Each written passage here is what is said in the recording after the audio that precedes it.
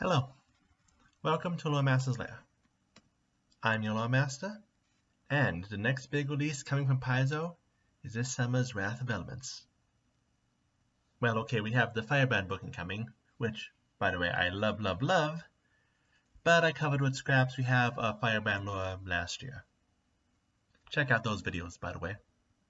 But, dealing with the Elemental Plane soon, let's scratch another plane off our list. Today being the close cousin to all elemental planes, the Shadow Plane. That said, let's dive in. First, some general information on Shadow Plane. The Shadow Plane is the mirror of the first world. While the latter is offset to the positive energy plane, leading to boundless life, the Shadow Plane is offset towards the negative energy plane, creating a place of gloom and undeath. This brings about a twisted and more compact version of the material plane. Most of how is standard, how one is expecting the material plane to act.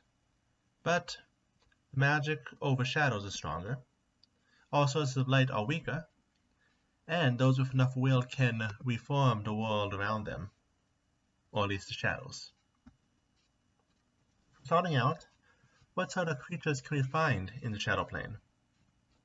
Well, first we will start with regular humans, or those who were once human before they were brought here.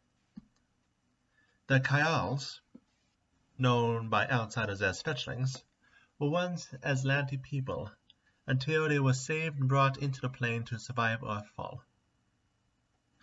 Their differences from regular humans mostly comes from living in the plane for as long as they have. Railings are native to the plane, before they shifted to the material plane during the Age of Darkness, only to stay when the sun closed the portals back. That said, by Starfighter times they have found their ways home. A lot of examples of them being in Shadow Plane. Shays are never native to the plane, creatures made of pure shadow, said to have transcended from a fleshy form long ago, and who now wear white clothes and masks for the benefits of others who prefer a solid form to talk to. Also, Starfighter-wise, some strange creatures called Excoliards appear during the gap, and no one knows why. They appear as a mass of eyeballs which can rapidly reshape itself. One more big one, Dickorax, are humanoid termites who make a living selling luminous objects to those who wander in the darkness. Which brings us to our first side tangent of the day, where the best way to understand something you cannot see is with words. Or, if you can see. Either way, let's talk about native languages to the Shadow Plane. One which stands out the most is, of course, Shadow Tongue, the common of the plane. Most creatures of the plane speak it with notable exceptions. First, Bostock, who originally came from Hell before the devils took over, of course, and who believe their language is superior, and so have avoided learning the local one. And Dickorax, due to having their own language. The Dickorax language is not verbal, but visual, they having the ability to produce light across their body, which they use to convey ideas. But this also allows them to transfer light to other surfaces, where their main source of income comes from. The primary use of this ability is to communicate with the rest of the mute species. Back to the denizens of the dark. Shadow giants are nomads who are fierce warmongers living in small groups across the plane. Zvaltopars are Fae, who were exiled long ago from the First World, along with their leader Count Wolnok. Rorbs appear as humanoid torsos wrapped in the shadows of the plane, known for the practice of their unique religion. And finally, Vostok were once citizens of Hell, but works out here when the devils took over.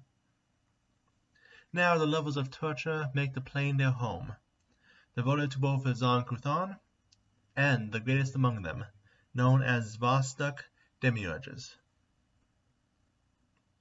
That said, there are native demigods here as well, or war might be the appropriate term. Side tangent 2, the Forsaken. The Shadow Plane equivalent to the Eldest, little is known about them. We know they gave one group of the Atlantean object, the Cradle of Night, to help survive Earthfall by transforming into Darkfolk. We know Aneta, the Widow, saved another Atlantic group, giving birth to the Kayal. And we know they are currently missing for unknown reasons. Most worshippers cannot draw upon their power, except for the creatures known as orbs. But no one knows what has become of the Forsaken themselves. Maybe they were sealed away like the deities of the elemental planes, or disappeared completely, similar to the planes of wood and metal. Maybe we will find out one day, or maybe we will never know. For all we know, the Shadow Plane might just eat deities sometimes. This has happened more than once, actually. But anyway, now let's go on to places in the Shadow Plane. Unlike Hell or the First World, we only have about 2 books of back matter, and not 4 books themselves. But we still have plenty with which to go forward. First to mention, of course, the most important city of the Shadow Plane, Shadow Absalom. After Earthfall, the Kayal spent 5,000 years wandering the Shadow Plane. That was until Eridan rose a starstone from the seabed. This caused a chain reaction in the corresponding spot of the Shadow Plane, causing a light known as the glare to shine in the emptiness. A city was formed around the light, and when the Kayal first found a way to the other side, they decided to name their city Shadow Absalom. Over the years, the city has found an influx of Dicarax, who decided to settle in the city after the Kayal destroyed their mined homes, and it became taken over by the Shadow Dragon Ogrinixia. Close enough. Let's go through the Shadow Absalom the same way we went through regular Absalom, south to north. First is the Duskquay, the harbor district of the city. The light markets are just north, the main center for business for both natives and travelers. The Quiets are to the east, here being where most of the city's natives live. North and center is near Lair, where temples stand in ruins and the illicit trade is at its peak. On either side of the center is what are known as the Hive Dunes, where Dicarax make their home. Northernmost is the Unspoken City, where the Collegium Dasolium, a group of necromancers, reign supreme.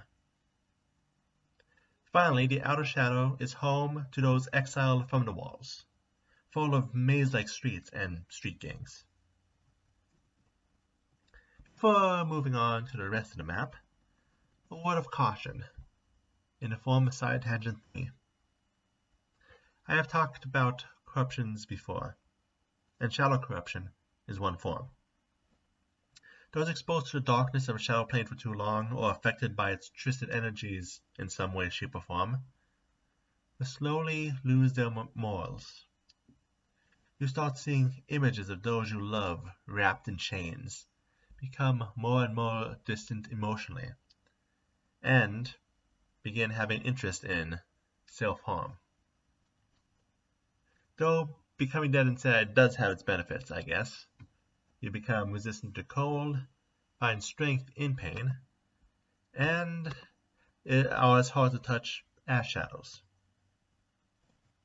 Then again, you also frighten others, but that's still kind of a benefit. Next, let's look at places considered holy in the plane, with first being a brief return and remention of one of last week's stops, Zovacane, the prison and now home of Zonkuthon. We also have the Abbey of Nevers, the first refuge of the Vostok when they fled into the Plane of Shadows. Now they have spread beyond the fortress, but their leader, Aurgus, has fused the building, making it forever a stronghold to his people.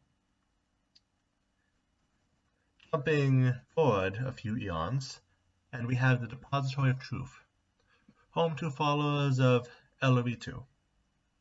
This space station sits in the middle of 6 stable cosmic anomalies, devoted to the study of all of them. In addition, a holy place to the followers of Lo Shupo, the Executioner's Nest, is a starship repurposed as a training facility to the greatest assassins of a faith. Next, a short examination of where different species live. First, Mytherica are jagged wastelands controlled by shadow giants, constantly at war with their kin who live in Zovacane. Elsewhere, the Forsaken Bastion is home to the Orbs.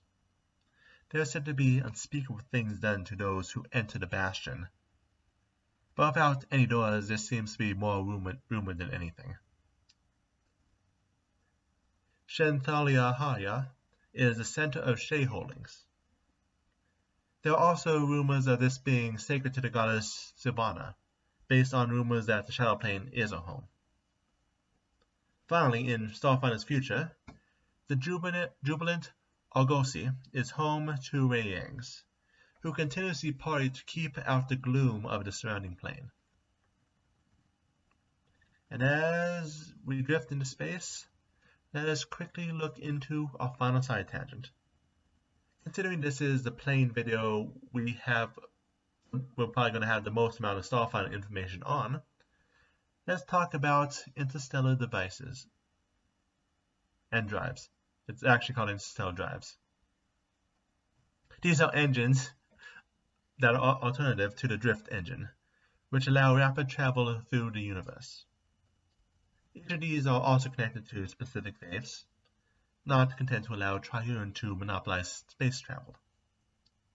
The Archon drive appears as a giant lantern and allows travel through heaven, being powered by Iomade and a faithful. The opposite, of course, is the Infernal drives, which allow one to travel through hell, with rumors the act of using it alone is a contract with Asmodeus. Cassiels bend the unpredictable maelstrom to the user's advantage, usually being found in use by Besmar's faithful. The Church of Ibra has a constellation Orrery, which does not travel through planes, but along the lines of constellations. Then we have the drives we are here for. Elemental engines, which are various engines designed to connect to the elemental planes. We don't have separate ones for the main 4, but we do have 2 close cousins. The first drive, which allows one to jump back and forth to the first world, which allows one to dip back to the analogous area in the material plane. And of course, the Shadow Engine, built by Vostok and the Church of Zonkuthon, allowing travel through the Shadow Plane at the cost of agonizing pain.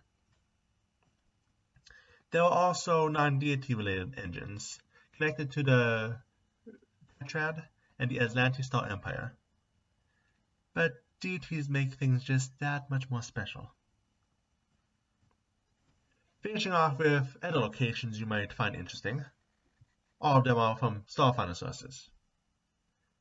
Athraxium is a place where Shay have set up labs to produce biotech, something they cannot normally experiment with considering their bodies are shadow. The Glacial Star is one of the few suns in the plane, and serves as a prison for those from the plane of fire. The Palace of Boundless Elevation is a torture colony / factory to produce Vostok. Ushar Sador is a broken planet where shadow giants hold games of death, The Shadow of Escalium is just as it says, except their Scaramanders are much less friendly. Needlecrops is Shadow Castroville, and home to both Thorny Trees and Shadow-infused Fae. And finally, Shadow Absalom Station exists just like its material plane counterpart, down to the glare continuing to function in its center. And that is it for today's video. We'll cover the elemental planes soon-ish, but I thought since we did Zon-Kuthon finally, might as well check this one off the list after everything we had. But we have some interesting places we're going in adventures soon, so let's start mapping those out next week.